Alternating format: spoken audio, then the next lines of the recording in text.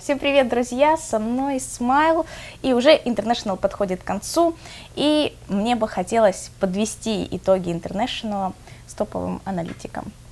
Смайл, вообще, какие у тебя впечатления от этого International остались? Вот у меня, например, двоякие по многим пунктам. Мои впечатления я, пожалуй, при себе оставлю, а вот, пожалуйста, своими поделись.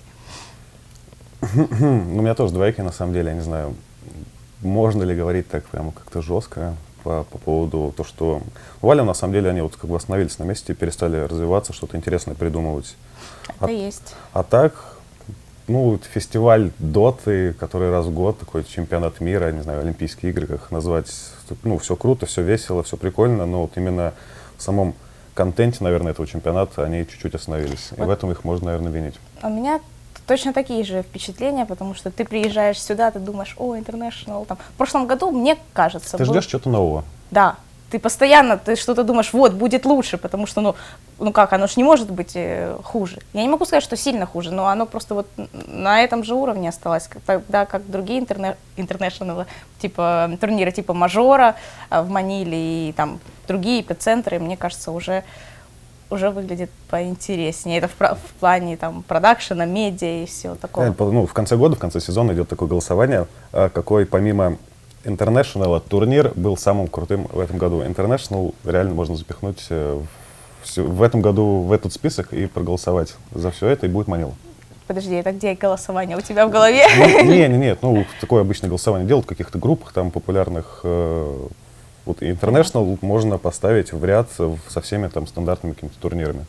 А не какой-то турнир, который просто от всех далеко отходит, и его не догнать. Мне кажется, вот что можно выделить, это то, что Secret Shop лучше, чем, например, на Маниле, но мне кажется, что не лучше, чем в прошлом году был. И сам продакшн английский, то есть то, что добавили новую штуку, которую Пурш ведет, типа аналитику возле экрана, как прогноз погоды. Вот. И вот это вот дополнительная реальность. А как ты относишься к релизу вот Питлорда? Просто мне кажется, это немного захайплено. То есть они, Valve всегда там выпускали героев, ну там в онлайне как-то выпустят, все нормально. А здесь прямо из-за этого вау, раздули такое событие. Да я в том году, вот я думаю, все ждали его в том году, не знаю, ну, одного героя выпускать раз в 2 года, это как-то... Ну, Арк Варден еще был. Ну, это такое, вот какое-то именно представление, которое на International, помнишь, как там со снайпером было? Ну, первый раз было прикольно. Подожди, со снайпера? Я не помню. Не со снайпером, с минером, который в Артизе взял снайпера, и потом он взорвался, превратился в минера прям в игре. Подожди, это было когда? Это было 2 года назад, по-моему. Я помню что-то, но уже не помню. Они играли тоже шоу-матч, был 5 на 5, в кабинках сидели, играли. И он, да, он на минере играл. Нет, Артизи взял снайпера, по-моему, да. И, ну, в начале игры он взрывается, превращается в этого минера, но он начинает на минере играть. А с шоу-матч? Вот я так понимаю, многие сгорели немножко, потому что 40 игроков вывели, ребята попикали, и такие 30 стоят, ну ладно, мы пошли.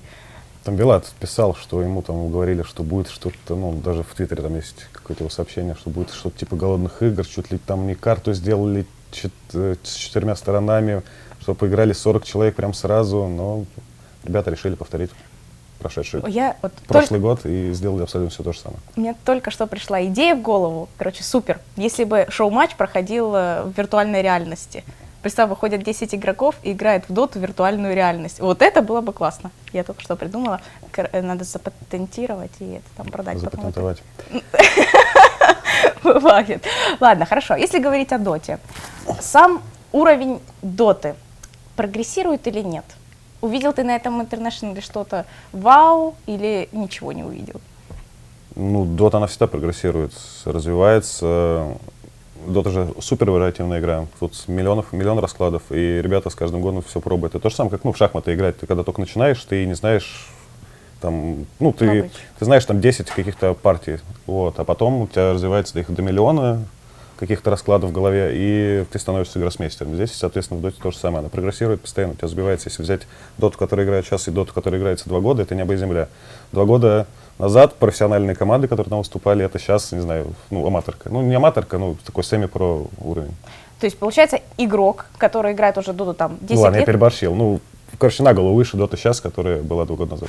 С каждым годом игрок играет все лучше и лучше. Да.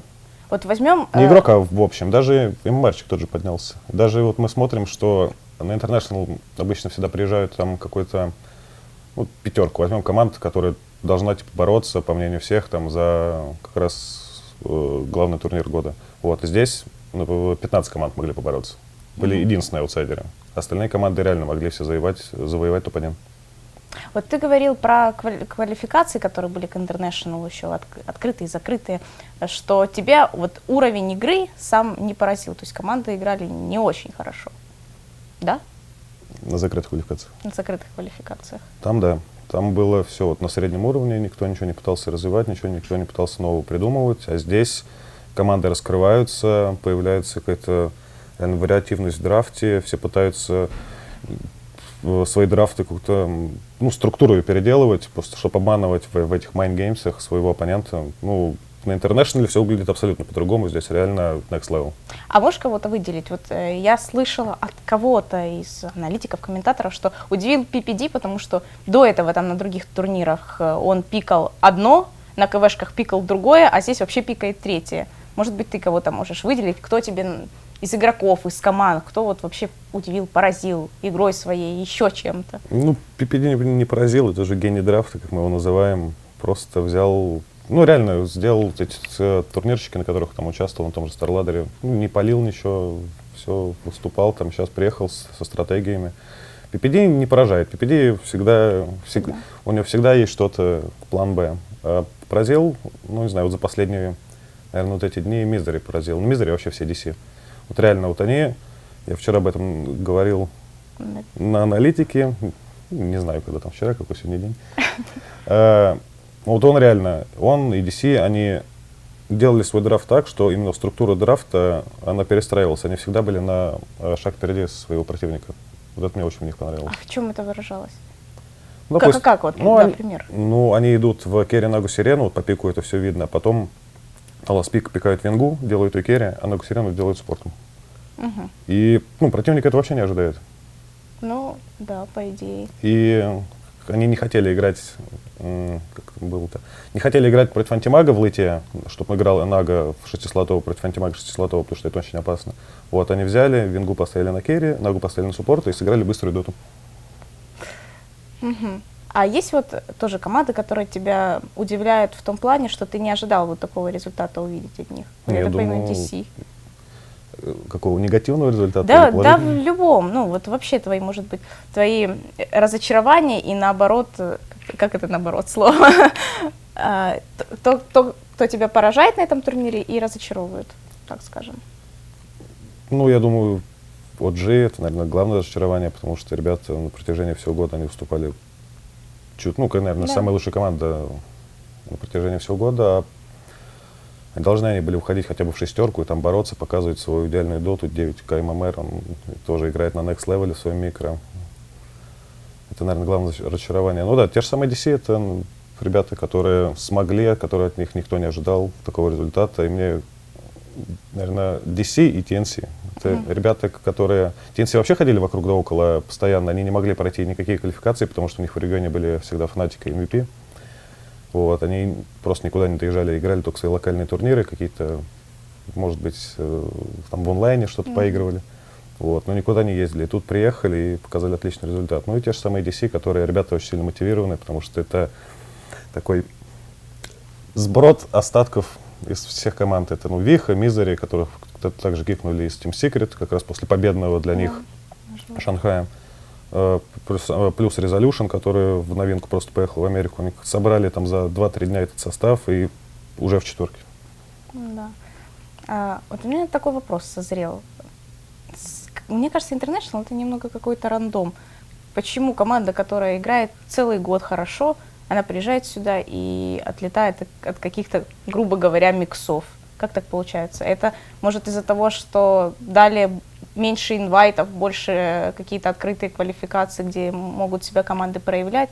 Как так? Это как-то, ну не то, что несправедливо, это странно выглядит. Да нет, в течение года команды падают, растут по своему перформансу.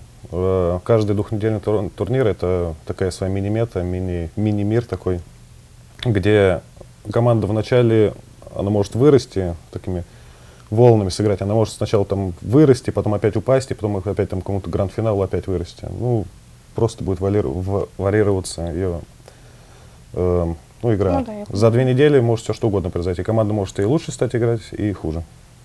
А вот если говорить о индивидуальном и командном скилле, что сейчас выделяется, что решает? Я так понимаю, ну вот команда OG, там очень сильный индивидуальный скилл у Миракла, и вокруг него, получается, строится все остальное.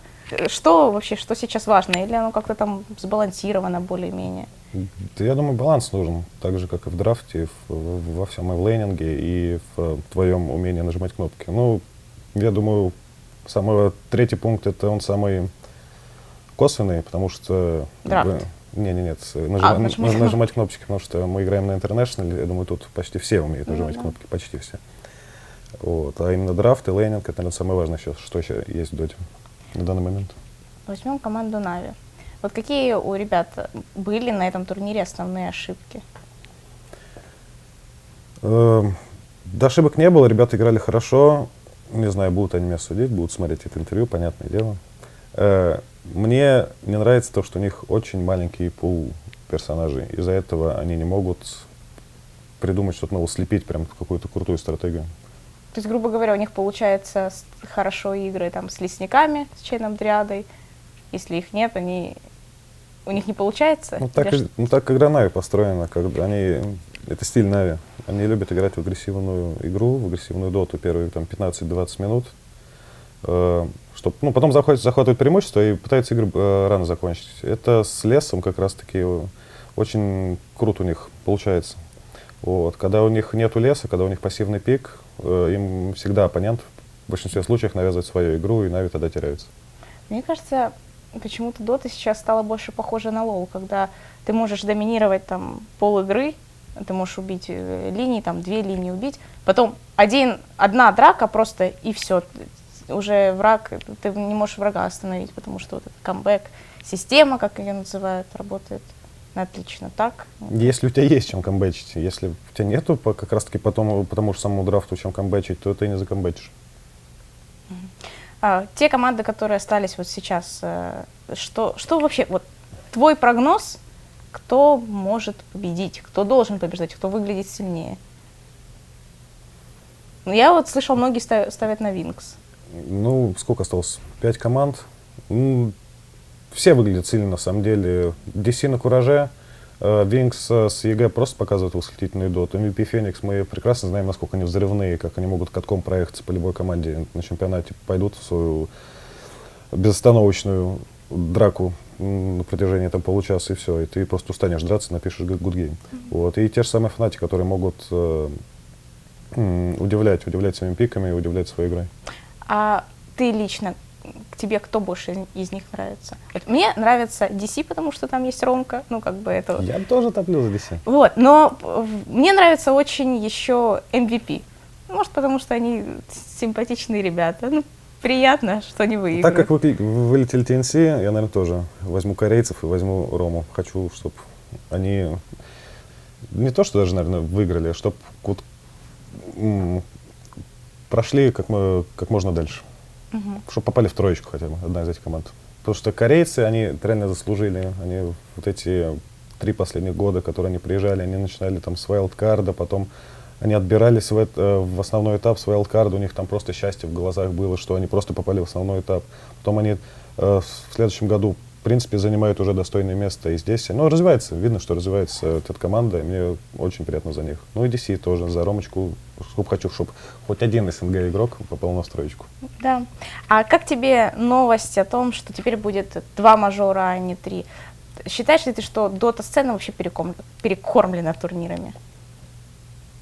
Или у тебя нейтральное отношение? Может? Да, я думаю, Valve пора тоже вводить в систему, как в том же самом Лоле, вот этот целый год. Не знаю, или поделить, что ли, турниры на такие профессиональные, полупрофессиональные, как там аматорские. То есть как было вот Starladder лиги? Да, только у нас в принципе это есть, но это неофициально, да, есть эти мажоры, есть какие-то там крупные турниры, типа там ESL, там бла-бла-бла. Просто сделай это как систему. А как повлияет это вообще на соревновательную доту? На вот про-лигу, стар-серию? если вот будут вот эти вот такие лиги. Да, когда- эта система очень долго можно говорить. Нужно какую-то очковую, может, систему сделать, чтобы как раз-таки, когда ты выступаешь на вот этих маленьких турнирах, ты получаешь очки, ну, вот эти нон-про команды, вот, и потом, чтобы они не играли отборочные, а чтобы их там приглашали как раз сразу в основной этап каких-то крупных турниров, потому что они набрали определенное количество очков. Ну, по сути, это как, ну, как и на Старладере было, правильно мы Ну, говорим? тут типа, да, там Атор, Семи, Про там и пошел потом. Но только тут не просто ты играешь матчи, а ты набираешь какое-то определенное количество очков, чтобы на следующий сезон ты там мог поучаствовать в каком-то турнире за счет этих очков. А система сама инвайтов вот на International, на Manila Major, не Manila Major, на мейджоры, сколько нужно давать инвайтов? Вот, по моему мнению, Один. нужно один давать победителю. Чемпион, а потом должны играть все абсолютно в квалификациях, потому что кто будет играть в квалификациях, те команды будут самые сильные на данный момент. Потому что у нас от мейджора до мейджора 3 месяца, Да. вот, и за 3 месяца можно потерять свой скилл капитально. Вот, и поэтому лучше за 2 недели проверять силы команд. И тогда у тебя не будет провала на мейджоре, у тебя не будет каких-то слабых игр, у тебя будут все команды выступать на предельном топовом уровне. А если команда, например, чемпионов делает замены? Такой вопрос. Ну, тогда тоже вкладывай. Все вклады. Все Но вклады. мне кажется, тогда будет намного интереснее выглядеть это все дело. Тогда могут появляться команды, которых никто не слышал, какие-то там ребята из паблика. Да пора уже начать нашу сферу, потому что она стоит на месте уже не первый год. Да. Развивайте Valve. Все верно. Мы все сказали. Хорошо, Смайл. Спасибо тебе за интервью. Я просто так называю, Смайлишеса. Теперь все будут называть. Кстати, у Смайлишеса сегодня день рождения, так что можете его поздравить. Ну, скорее всего, интервью выйдет уже позже. Вот, так что поздравьте его с прошедшим, напишите в Твиттер от Янки привет. С днем рождения, Смайл, от Янки привет. Ты опять мне спам запускаешь, кораблей туда. Я не запускала спам в Твиттер Смайла ни разу. Ладно, Там чуть-чуть. спасибо. Да, спасибо тебе за интервью. И, ребята, смотрите Нетус Винцер, поддержите наших команд, поддержите Нави, и все у вас будет классно. Всем пока.